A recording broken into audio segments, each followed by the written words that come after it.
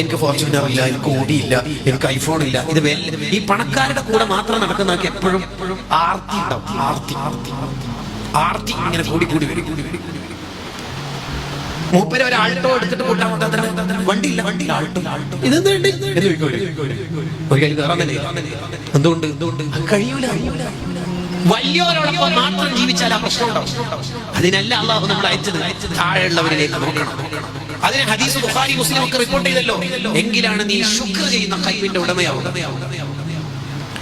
എപ്പോഴും വലിയവരിലേക്ക് നോക്കിയാൽ നമുക്ക് ആർത്തി വരും, അലച്ച വരും, എനിക്കൊന്നുമില്ല എന്ന ചിന്ത വരും. അള്ളാഹു തന്ന നിഅമത്തിനെ തന്നെ നിഷേധിക്കുന്ന സ്വഭാവത്തിലേക്ക് എത്തി അയാൾ മോശക്കാരനായി മാറി. അങ്ങനെ ഒരിക്കലും നമുക്ക് സംഭവിച്ചു. എപ്പോഴും താഴെയുള്ളവരിലേക്ക് നോക്കുക. താഴെയുള്ളവരിലേക്ക് നോക്കുമ്പോഴാണ് സ്വതക്ക വർദ്ധിക്കുക, പിശുക്കില്ലാതിരിക്കുക. കാരണം ഈ ദിർഹമും ദീനാറും രൂപയും ഇതൊക്കെ എന്തിനാ എനിക്ക്? എന്നെക്കാൾ തീരെ കഴിവില്ലാത്ത എത്ര സാധുക്കളുണ്ട്, അവർക്കൊക്കെ കൊടുക്കണം എന്ന് തോന്നണ്ടേ? നീ താഴെയുള്ളവരിലേക്ക് നോക്കണം. എത്ര ആൾക്ക് ജീവിതത്തിൽ രണ്ടറ്റം മുട്ടിക്കാൻ കഴിയാതെ കഷ്ടപ്പെടുന്നവരുണ്ട്. മക്കളെ ഫീസ് അടക്കാൻ വകയില്ല, സ്വന്തമായി വണ്ടിയില്ല, വീടില്ല, എത്ര പ്രയാസം അനുഭവിക്കുന്നവരുണ്ട്. അവരെയാണ് നമ്മൾ നോക്കേണ്ടത്.